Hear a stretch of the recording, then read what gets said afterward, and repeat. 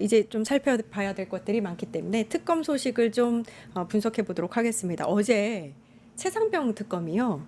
김건희 비화폰을 대통령 경호처로부터 확보를 했고 김건희 특검하고도 공유를 할 것이다. 뭐 이런 소식이 전해졌는데 일단 한국일보 단독에서 전해진 소식 중에 하나가 김건희 특검팀이 15일 건진법사 법당에서 김건희의 예전 휴대폰을 입수를 했다. 이 소식이 전해지면서 혹시 그러면 이거는 비화폰도 아니고 뭔가 김건희의 판도라의 상자가 되는 게 아니냐 뭐 이런 얘기가 나왔단 말이에요. 어떻게 보세요? 그 지금 2014년부터 2016년까지 사용된 것으로 추정되어 있는데요. 지금 김건희는 김건희 혼자만의 행보를 보는 것이 아니라 그때 당시에 윤석열은 어떤 높은 자리에 있었나 이것도 같이 봐야 되는데 2014년에서 6년까지는 윤석열이 대구 고검 검사라던가 그 다음에 대전 고검 검사 이렇게 하고 있었습니다. 그러니까 이 고검 검사를 하면서 자기 인맥들을 동원해서 김건희의 그 패밀리 비즈니스를 어떻게 도왔고 검사 인맥을 활용해서 이 김건희의 죄를 어떻게 덮었을 것인가 그것을 좀 중점적으로 특검이 잘 찾아내지 않을까라는 생각이 드는데요. 근데 앞서 이 기사에서 나온 것처럼 이 지금 판도라의 상자가 될지 아니면 사실 여기에서도 깡통이 될지 그건 알 수가 없는 상황이라서 좀 지켜봐야 될 것 같습니다. 근데 이 휴대폰은 비화폰은 아니기 때문에 뭔가 이제 포렌식을 통해서 나오지 않을까 싶기도 하고 좀 기대는 되기는 합니다. 근데 2014년에서 2016년이면 굉장히 오래전에 쓴 10년 휴대전화를 넘었죠. 보통 갖고 있지도 않거든요. 이게 왜 건진법사가 법당에 이걸 놨을까? 뭔가 명태균의 황금폰 못지않은 본인에게 소위 보험료? 뭔가 도움이 되는 거니까 갖고 있지 않았을까 저는 상당히 의심을 하고 있습니다. 그리고 이 건진법사로 알려진 인물이 대선 과정에서부터 그 이후에도 굉장히 많은 이권에 관련된 로비의 창구가 아니었나 의심을 받고 있는 인물인데 이 불법적 로비스트 역할을 하는 사람들의 특징이 녹음을 하는 거예요. 기록을 잘 남겨놓습니다. 소위 보험용, 거래용인데 저는 이 전화를 잘 포렌식했을 경우 명태균의 황금폰 못지않은 내용이 들었을 수도 있다라고 한번 생각을 해봅니다.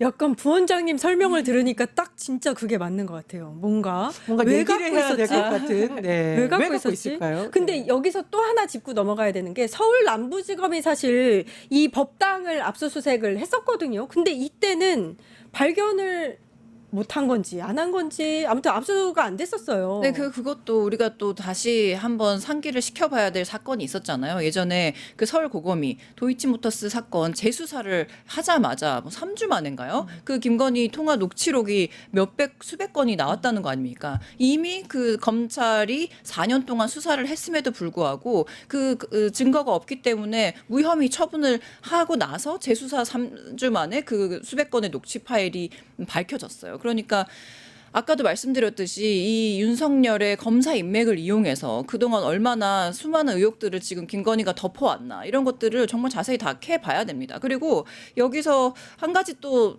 주장하고 싶은 것은 네. 김건희 특검이 지금 얼마나 할 일이 많습니까? 김건희 지금 의혹도 16개가 있는데 추가로 계속 늘어나고 있잖아요. 그런데 그럼에도 불구하고 지금 이렇게 지금까지 김건희 의혹을 덮어왔던 이 검사 이 부분에 대해서도 정말 반드시 밝혀야 어떻게 조직적으로 김건희의 죄를 덮어왔는지를 좀 우리가 좀 알 수 있지 않을까라는 생각이 들어요. 그것도 핵심인 것 같네요. 맞습니다. 과거에 이른바 명태균 씨 그리고 윤석열 김건희 부부의 공천 개입 의혹도 사실은 특검이 출범을 했기 때문에 지금 오히려 낱낱이 밝혀지고 있는 부분도 분명히 있다고 봅니다. 과거에 이 사건을 공익 제보자인 강혜경 씨가 예전부터 여러 가지를 가지고 있었는데 수사가 제대로 진전이 안 되는 것 같고 성가대 일각에서 보기에도 이게 문제가 있었던 걸로 저는 알고 있는데 안 돼가지고 결국은 본인이 직접 나서서 뭐 유튜브에 나가서 강혜연 씨가 그냥 나서게 됐다는 걸 저는 보고 있거든요. 그러니까 다 비슷한 맥락입니다. 김건희를 둘러싼 여러 가지 의혹은 실체가 없었던 것이 아니라 실체가 있었음에도 불구하고 수사팀이 제대로 수사를 안 하거나 수사를 하는 척하거나 시간 끌기를 했다라는 의혹을 벗어날 수가 없습니다. 따라서 특검을 반대했던 사람들은 반성해야 되고 전 솔직히 특검을 반대했던 일부 정치인들은 본인이 연루되었기 때문에 반대했던 것이 아닐까라는 생각이 드는데 최근에 윤상현 의원 봐도 그런 점 알 수 있지 않습니까? 그러니까요. 예, 그래서 제가 보기에 휴대전화 포렌식하고 이제 여러 가지 하다 보면 일부 정치인들의 거짓말도 드러나지 않을까 이런 생각이 듭니다. 그리고 또 하나 제가 이 한국일보 단독에서 중요하게 봤던 것 중에 하나가 와 김건희의 휴대폰이 건진법사 법당에서 나왔다고? 그렇게 가까운 사이야? 정말 그렇게 절친이야? 막 가족이라고까지 했었잖아요. 그거를 좀 상징하는 게 아닌가. 아니 이것도 보니까 이제 전성배가 어떤 사람이냐. 이게 어릴 적에 이 여러 가지 사업을 하다가 사기를 쳐서 뭐 사기 혐의로 복역을 하고 이제 나와가지고 그 2010년부터 전업 무속인으로 살면서 기도비 명목으로 이렇게 돈을 벌었던 그런 사람이래요. 그런데 이 김건희와 전성배가 어떻게 오래됐냐를 좀 따지고 들어가 봤더니 2016년 12월에 김건희가 운영하는 코바나 콘텐츠 거기에 어떤 르코르 뷔지 전시를 주관했는데 거기에 지금 그 전성배가 나타나서 김건희가 설명해주는 사진이 공개가 됐습니다. 그러니까 우리가 알 수 있는 가장 오래된 그 둘 간의 관계를 보여주는 사진이 2016년 12월이에요. 그런데 그 이전에도 인연을 추정해 볼 수 있는 단서가 뭐가 있냐면 그 전성배 씨와 한때 사업을 같이 했다고 하는 어떤 사업가 A 씨가 뭐라고 했냐면 김 여사가 20대일 때부터 건진법사랑 인연이 시작된 것으로 안다. 그쪽 집안이 워낙 무속을 좋아하니까 뭐 그렇게 자연스럽게 알게 되지 않겠냐라고 증언을 했다고 해요. 그러니까 우리가 확실히 알고 있는 건 2016년이지만 그 전부터도 무속을 좋아하는 김건희가 전성배와 같이 인연을 맺고 아주 오랜 관계로 이 사업을 같이 해온 그런 사이다. 저도 그 사진을 봤는데 그 김건희의 예전 모습 맞아요. 그대로 그 왜 검정색 이거 넥타이 같은 거 하고 흰색 성명 셔츠 전 입고 모습. 네 전성배와 같이 있는 모습 네. 그 저도 봤어요 그 사진을. 근데 이게 단순히 무속 연대를 넘어선다. 그러니까 무속이라는 고리로 단순히 두 사람이 친했다는 사실 문제가 되는 게 아닌데 문제는 이 건진법사라는 인물이 각종 게이트 이권과 심지어 대선 후보 선출 경선과 관련해서 지금 이름이 나오는 인물입니다. 그러면 이 건진법사를 키운 인물은 윤석열도 있겠지만 김건희인 것이고 이 정도 되면 저 김건희는 양파 여사, 건진법사, 양파법사 두 사람이 합하면 부패백화점 네. 뭐 이런 말 나오지 않겠습니까? 제가 한번 살펴봤더니 이권 로비 사업, 즉 통일교 이권 사업 청탁 의혹 연결고리가 건진법사가 아니냐 이런 의혹이 지금 제기되고 있는 거고요. 두 번째, 2022년 통일교와 건진법사가 뭔가 특정 종교의 교인들을 입당시켜서 국민의힘 전당대회에서 누구를 밀었던 것이 아니냐. 지금 이런 의혹도 지금 제기가 되고 있어요. 그러니까 이 김건희와 건진법사라는 인물의 관계는 첫 번째로는 게이트, 돈이 오가는 거래와 연관이 있는 두 사람이 아닌가라는 의심을 사고 있고 두 번째, 만약에 건진법사를 통해서 특정 종교인들이 국민의힘 전당대회에 집단적으로 했다면 이거는 정당법이라던가 조직적인 선거 개입 의혹 문제로 번질 수 있는 것이 아니냐. 그래서 제가 보기에는 이 휴대전화 안에 뭐 그런 내용까지는 포함되지 않겠습니다만 옛날 거니까 예. 그 옛날 것부터 최근에 여러 가지 확보되고 있는 휴대전화 다 연결하면 그 고리가 줄줄이 나오지 않을까 생각이 듭니다. 일단 김건희 측은 특검이 발견한 그 전화기는 김건희 거가 아니다. 뭐 이렇게 주장은 하고 있는데 뭐 그냥 여론전이라는 느낌은 들고요. 김건희 특검이 또 하나 이제 파고 있는 것 중에서 김예성 집사 게이트 있잖아요. 그래서 어제 보면 뭐 IMS 모빌리티라든지 관련 그 기업들을 압수수색하는 모습을 볼 수 있는데 요거 관련해서도 뭐 이제 관련자들 줄 소환하고요. 몇 가지 뭐 밝혀진 게 나오겠죠.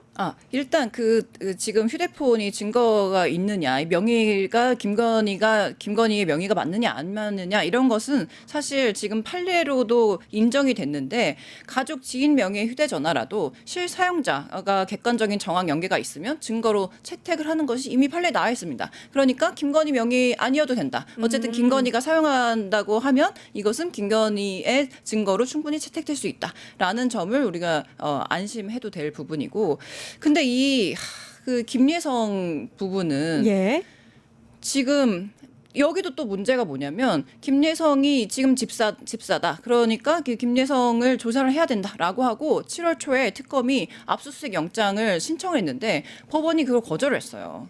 그래서 엊그저께야 비로소 그 압수수색 영장이 발부가 돼서 그 압수수색을 한 겁니다. 그러니까 지금 한 달여 동안 얼마나 많은 증거가 어디 어떻게 됐는지를 모르는 상태. 그렇기 때문에 지금 아주 심각한 문제라고 볼 수 있고, 그리고 이제 김예성이 그렇잖아요. 우리 아내의 출국 금지를 풀어주면 그러면 내가 들어가겠다라고 얘기를 했다는 사실을 저 보자마자 출국 금지를 풀자마자 그러면 아내도 출국을 할 예정인가? 라는 생각이 드는 거예요. 그러니까 이 사람들이 지금 어떻게 이 검찰 특검의 조사에 협조할지를 기대한다기보다는 어떻게 해서든지 증거를 많이 확보해서 이 특검이 조사를 제대로 해야 된다라고 보여져요. 예. 그 김예성 인터폴 수색 관련해서는 좀 어떤 소식들이 좀 새로운 게 나온 게 있나요? 뭐 딱히 없는 것 같습니다. 근데 제가 생각하기에 김예성 씨가 국내 상황을 보면서 여러 가지 시나리오를 써봤지 않을까. 근데 제가 보기에는 이제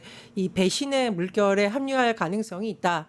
이제 윤석열에 충성했던 사람들도 지금 과거에 했던 거짓말 다 뒤집고 있거든요. 그럼 김예성 같은 경우에는 나는 시켜서 했다. 이 모든 범죄는 김건희가 시켜서 한 것이다라고 시나리오를 써서 들어올 가능성도 있다. 그러니까 본인이 어쨌든 출국금지 해제해주면 귀국하겠다라고 조건을 건 것은 이걸 이제 우리가 검찰가 딜한다 그러잖아요. 어떤 내가 이걸 증거로 다 넘길 테니까 나에 대해서는 일부분 좀 선처해주거나 배려를 해달라라는 의미일 수도 있다 이런 생각이 들고요. 그 이유는 이제 김건희, 윤석열 지금 구속됐잖아요. 물론 체포영장 어제 구인은 안 됐지만 예. 김건희도 이제 소환조사 통보를 한 상황이기 때문에 계속 거부하면 구속영장이 발부될 가능성도 있습니다. 예. 근데 그런 점을 볼 때 오히려 이 김예성 씨가 나도 차라리 배신하고 내가 살겠다 이런 전략을 짜고 있을 가능성도 있다고 봅니다. 안 그랬으면 들어올 수도 좋겠네요. 있잖아요. 예. 안될 수도 그랬으면 있죠. 좋겠습니다. 아주 큰일 났습니다.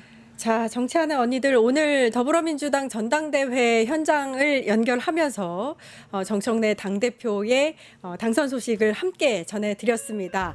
이재명 정부의 첫 여당 대표가 탄생했습니다. 정청래 당대표는 내일 바로 수해 복구 현장으로 향하겠다고 이렇게 말씀하셨다고 하네요.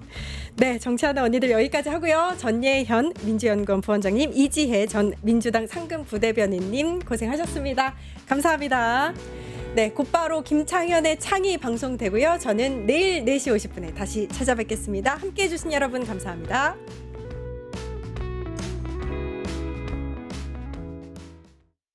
유튜브 구독하고 실시간 채팅과 댓글을 남기시면 매일매일 7,000TTCO를 드립니다. 참여 방법은 통통물 어플을 다운로드하고 회원가입과 로그인을 해주세요. 마이페이지에서 나의 회원 고유 번호를 복사해주세요. 유튜브 구독 후 실시간 채팅이나 댓글창에 고유 번호를 한 번만 입력하면 준비 끝! 지금 유튜브 채팅과 댓글 쓰기 참여하고 7,000TTCO 받아가세요.